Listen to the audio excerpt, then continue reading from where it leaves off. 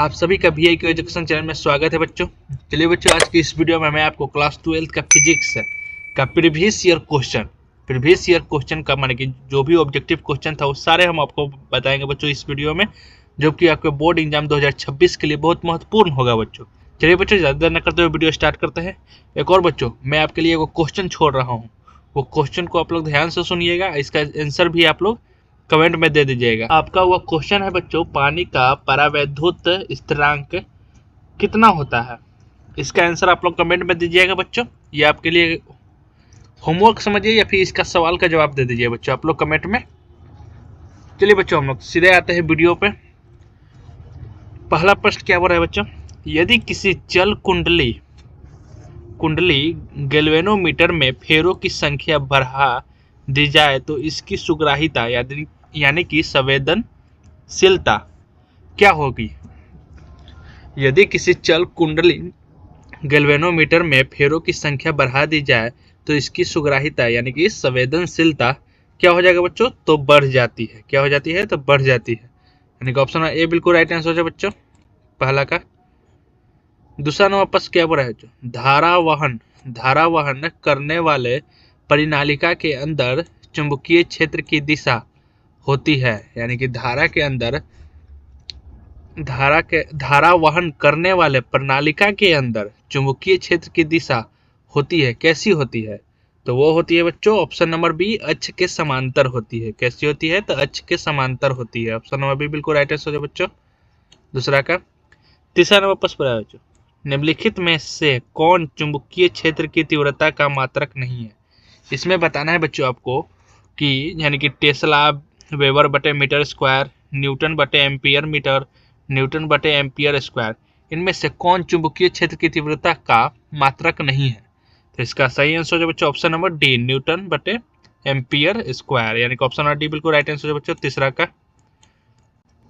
चौथा नंबर प्रश्न है बच्चों, एक गैल्वेनोमीटर को आमीटर में बदलने में जोड़ा जाता है तो क्या होता है। समांतर में निम्न प्रतिरोध होता है, या फिर श्रेणी में उच्च प्रतिरोध होता है, या फिर श्रेणी में निम्न प्रतिरोध होता है, या फिर समांतर में उच्च प्रतिरोध होता है। तो चौथा नंबर प्रश्न क्या बोलना चाह रहा है बच्चों कि एक गैल्वेनोमीटर को आमीटर में बदलने में जोड़ा जाए तो वो क्या होता है, तो वो होता है समांतर में निम्न प्रतिरोध। यानी कि ऑप्शन नंबर ए बिल्कुल राइट आंसर बच्चों चौथा का। पांचवा नंबर प्रश्न बोला बच्चों, चल कुंडली गैल्वेनोमीटर में प्राप्त धारा का मान समानुपाती होता है किसके। यानी कि पांचवा नंबर प्रश्न बोला बच्चों, चल कुंडली गैल्वेनोमीटर में प्राप्त धारा का मान किसके समानुपाती होता है, तो वह होता है विक्षेप के समानुपाती होता है। यानी कि ऑप्शन नंबर ए बिल्कुल राइट आंसर बच्चों पांचवा का। छठा नंबर प्रश्न बोला बच्चों, धारावाही वृत्तीय कुंडली के केंद्र पर उत्पन्न चुंबकीय क्षेत्र रहता है। धारावाही वृत्तीय कुंडली के केंद्र पर उत्पन्न चुंबकीय क्षेत्र रहता है किसके तल या फिर किसके लंबवत होता है। तो इसका सही आंसर है बच्चों ऑप्शन नंबर बी, कुंडली के तल के लंबवत होता है। यानी कि ऑप्शन नंबर बी बिल्कुल राइट आंसर हो जाएगा बच्चों छठा का। सातवां नंबर प्रश्न क्या बोला है बच्चों कि विद्युत लेपन में व्यवहार आने वाले धारा होती है। अगर बच्चों आपको कोई भी ऑब्जेक्टिव मान के जितना भी हम आपको बता रहे हैं उसका आंसर पता होगा तो कमेंट में आप लोग लिखना ना भूलें बच्चों, उसका आंसर आप लोग लिखिएगा जरूर। विद्युत लेपन में व्यवहार आने वाले धारा होती है, कौन सी धारा होती है, तो वह होती है डीसी धारा। कौन सी धारा, तो डीसी धारा। यानी कि सातवां का ऑप्शन ए बिल्कुल राइट आंसर है बच्चों। आठवां नंबर प्रश्न है, निम्नलिखित में से कौन एक संधारित्र द्वारा अवरुद्ध है। यानी कि निम्नलिखित यानी कि एसी और डीसी दोनों, और ना ही तो एसी है ना तो डीसी, इनमें से कौन एक संधारित्र द्वारा अवरुद्ध है। तो इसका सही आंसर हो जाए बच्चों ऑप्शन नंबर बी, डीसी। यानी कि आठवां का ऑप्शन नंबर बी बिल्कुल राइट आंसर है बच्चों। 9 नंबर प्रश्न है बच्चों, किसी एलसीआर परिपथ में अनुनाद की स्थिति में आरोपित वोल्टेज तथा धारा के बीच कलांतर होता है। यानी कि किसी एलसीआर प्रतिरोध में अनुनाद की स्थिति में आरोपित वोल्टेज तथा धारा के बीच कलांतर क्या होता है। तो इसका सही आंसर हो जाएगा बच्चों ऑप्शन नंबर बी, पाई बटे 2 होता है।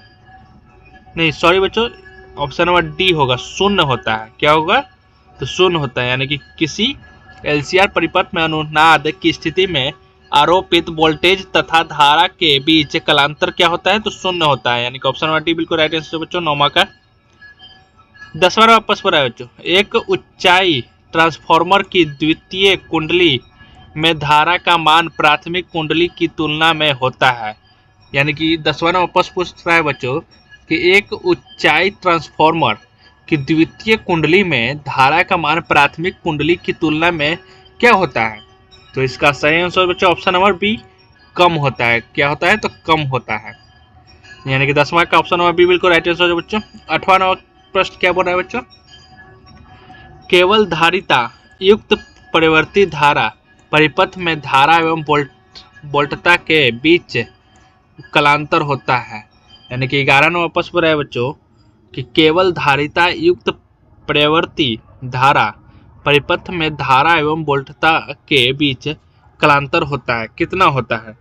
तो वो होता है 90 डिग्री कलांतर होता है, यानी कि ऑप्शन नंबर बी बिल्कुल राइट आंसर बच्चों 11 का। 12वां वापस पर है बच्चों, ये जो सिंबल दिया हुआ है बच्चों, ये किसका प्रतीक है? आप लोग बताइए बच्चों कि ये जो सिंबल दिया हुआ है वो किसका प्रतीक है? डायोड का है, पी टाइप का है, या फिर एन टाइप का है, या फिर ट्रांजिस्टर का है? ये किसका प्रतीक है बच्चों? तो वो है, ये है डायोड का। यानी कि ये जो सिंबल दिया हुआ है ये किसका प्रतीक है? तो ये डायोड का है, यानी कि ऑप्शन ए बिल्कुल राइट आंसर बच्चों 12 का। 13वां वापस क्या बोला बच्चों? पी प्रकार के अर्धचालकों के लिए अशुद्ध तत्व के रूप में प्रयोग किया जाता है। यानी कि पी प्रकार, यानी कि पी टाइप के अर्धचालकों के लिए अशुद्ध तत्व के रूप में क्या प्रयोग किया जाता है? तो वो प्रयोग क्या किया जाता है बच्चों? तो बोरॉन, यानी कि बोरॉन को प्रयोग किया जाता है अशुद्ध तत्व के रूप में पी टाइप के अर्धचालकों के लिए, यानी कि ऑप्शन ए बिल्कुल राइट आंसर बच्चों 13 का। 14वां वापस पर है बच्चों, किसी अर्धचालक का तापमान गुणांक का मान होता है। यानी कि किसी अर्धचालक का तापमान किस गुणांक का मान होता है? धनात्मक, ऋणात्मक, शून्य या फिर अनंत? तो इसका सही आंसर हो जाए बच्चों ऑप्शन नंबर बी, ऋणात्मक, यानी कि ऑप्शन नंबर बी बिल्कुल राइट आंसर बच्चों 14 का।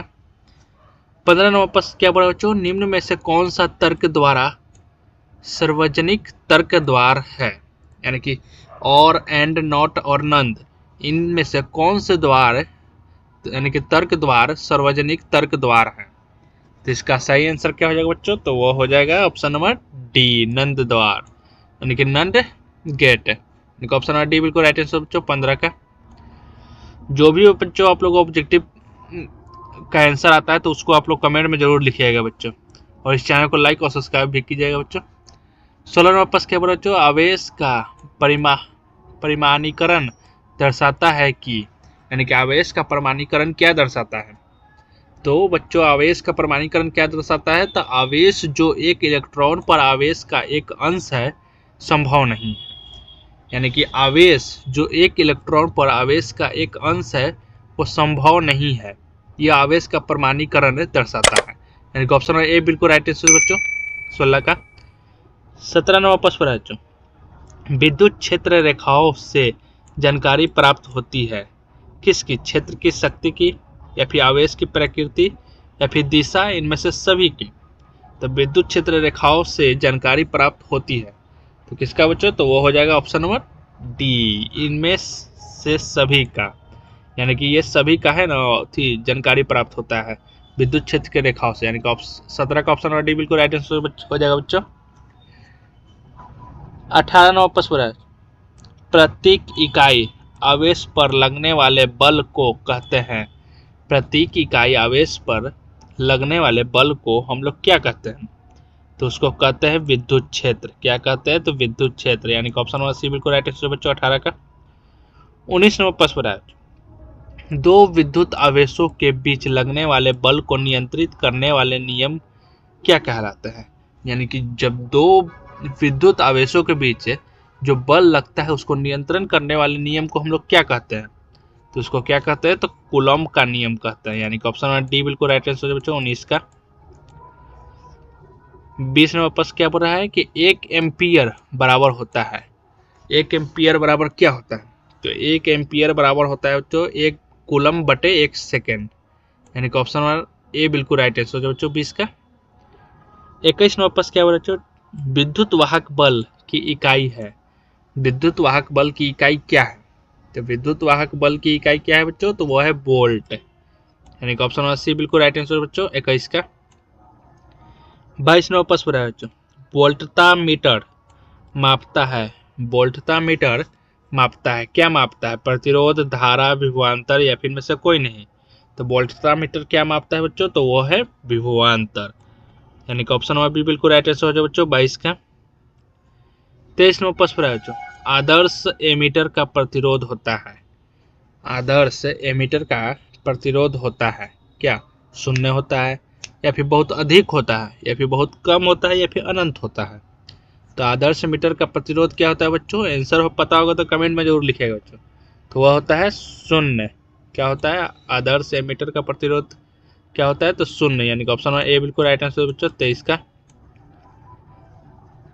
24 नंबर प्रश्न है बच्चों, और रक्त किरणों के अध्ययन के लिए जिस पदार्थ का प्रिज्म प्रयुक्त करते हैं वह क्या है? यानी कि अवरक्त किरणों के लिए अध्ययन के लिए जिस पदार्थ का प्रिज्म प्रयुक्त करते हैं वो क्या है? तो वह है रॉक साल्ट, रॉक साल्ट है, यानी कि ऑप्शन नंबर बी बिल्कुल राइट आंसर बच्चों 24 का। 25 नंबर प्रश्न है, परावैंगनिक किरणों को फोकस करने के लिए किस पदार्थ का लेंस प्रयुक्त करेंगे? यानी कि परावैंगनिक किरणों को फोकस करने के लिए किस पदार्थ का लेंस प्रयुक्त करेंगे? तो वो हम लोग करेंगे क्वार्ट्ज, क्वार्टर्ज, यानी कि ऑप्शन ए बिल्कुल राइट आंसर बच्चों 25 का। 26 नंबर प्रश्न है, तरंगदैर्घ्य के बढ़ते क्रम को प्रकाश के रंग हैं, यानी कि तरंगदैर्घ्य के बढ़ते क्रम में प्रकाश के रंग है कौन सा है? तो तरंगदैर्घ्य के बढ़ते क्रम में प्रकाश का रंग कौन सा है बच्चों? तो वो है नीला, पीला, लाल, यानी कि ऑप्शन नंबर डी बिल्कुल राइट आंसर बच्चों 26 का। 27 नंबर प्रश्न है, निम्नलिखित में से सबसे अधिक तरंगदैर्घ्य होती है, निम्नलिखित में से सबसे अधिक तरंगदैर्घ्य होती है किसकी? माइक्रो तरंगों की, या फिर परावैंगनिक विकिरण की, या फिर गामा किरणों की, या फिर लाल प्रकाश की? तो इसका सही आंसर हो चुका है बच्चों, तो ऑप्शन नंबर ए माइक्रो तरंगों की सबसे अधिक तरंगदैर्घ्य होती है, यानी कि ऑप्शन नंबर ए बिल्कुल राइट आंसर बच्चों 27 का। 28 नंबर प्रश्न क्या बोला बच्चों कि परिवर्ती धारा परिपथ में शक्ति व्यय होती है किसमें? यानी कि परिवर्ती धारा परिपथ में शक्ति व्यय यानी कि खर्च होती है किसमें होती है? तो वो होती है केवल प्रतिरोध में, यानी कि ऑप्शन नंबर ए बिल्कुल राइट आंसर है बच्चों 28 का। 29 नंबर प्रश्न बच्चों, यदि परिवर्ती धारा और विद्युत वाहक बल के बीच फाई कोण का कलांतर हो तो शक्ति गुणक का मान होता है, यानी कि इसको तो आप लोग जानते ही होंगे बच्चों, इसको फाई हम लोग पढ़ते हैं और इसको थीटा। तो इसमें क्या लिखा हुआ है बच्चों? यदि परिवर्ती धारा और विद्युत वाहक बल के बीच फाई कोण का कलांतर हो तो शक्ति गुणक का मान होता है क्या होता है? तो वह होता है कॉस फाई, कॉस फाई होता है, यानी कि ऑप्शन डी बिल्कुल राइट आंसर हो जाएगा बच्चों। और बच्चों आप लोग देखिएगा ये सारे क्वेश्चन 2015 2017 और 2024, 2017 के सेट नंबर सी और 2024 के सेट नंबर ए कि ये सब क्वेश्चन पूछा हुआ है बच्चों। और सब भी आप लोग जो देखे होंगे उस पर क्वेश्चन वो भी कोई ना कोई ईयर में पूछा ही हुआ है। तो बच्चों ये लोग आप ये पूरा आपको ऑब्जेक्टिव क्वेश्चन याद करके रखिएगा बच्चों, आपके लिए बहुत महत्वपूर्ण होगा। 30 नंबर प्रश्न क्या पढ़ा है बच्चों?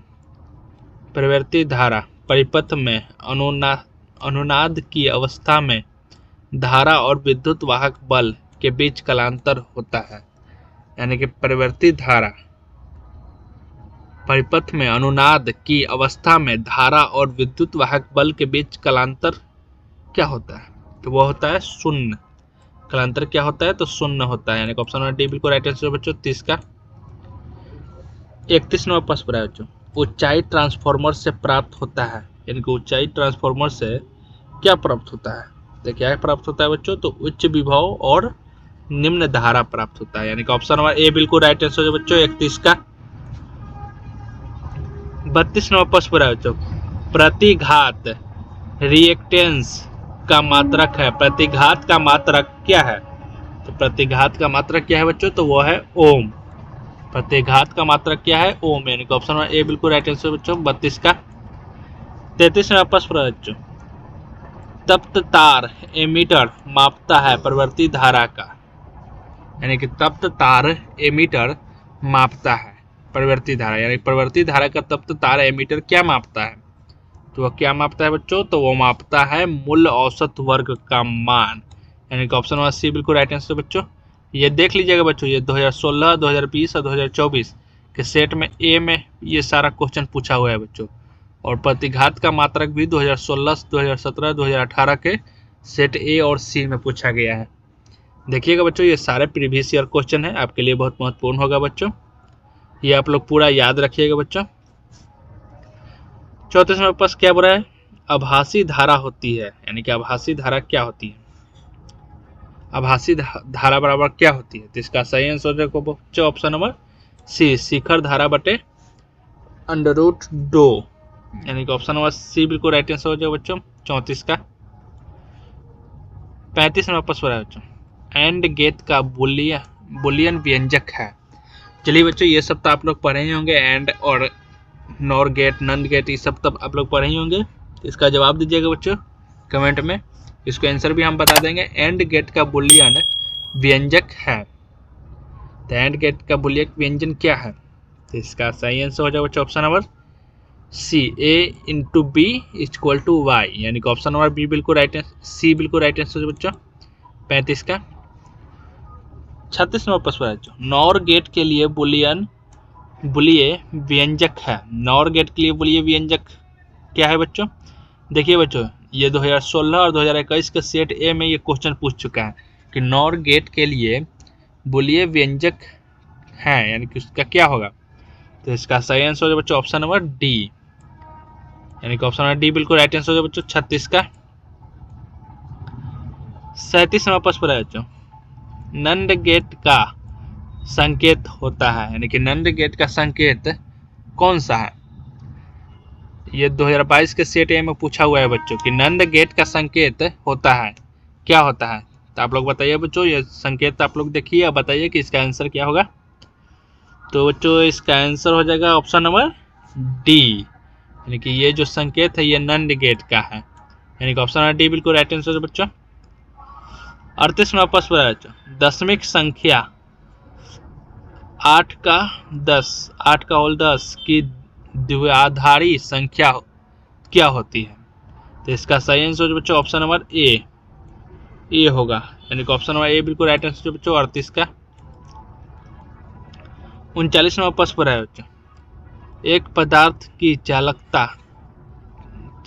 ताप बढ़ाने पर बढ़ती है, वह पदार्थ क्या है? एक पदार्थ की चालकता ताप बढ़ाने पर बढ़ती है, वह पदार्थ क्या है? तो वह है अर्धचालक, यानी कि ऑप्शन नंबर डी बिल्कुल राइट आंसर बच्चों 39 का। 40 नंबर प्रश्न पर है बच्चों, अर्धचालक में विद्युत चालकता का कारण है। अर्धचालक में विद्युत चालकता का कारण क्या है? तो इलेक्ट्रॉन तथा विवरण, यानी कि ऑप्शन नंबर सी बिल्कुल राइट आंसर बच्चों 40 का। चलिए बच्चों, आप सभी का यहाँ पे प्रश्न समाप्त होता है बच्चों। अगर आप इस चैनल पर नए होंगे तो इस चैनल को लाइक और सब्सक्राइब जरूर कीजिएगा बच्चों, और बेल आइकन भी बजा दीजिएगा, और ये पूरा वीडियो आपको अच्छा लगा होगा बच्चों तो अपने दोस्त यार के पास शेयर भी कीजिएगा बच्चों।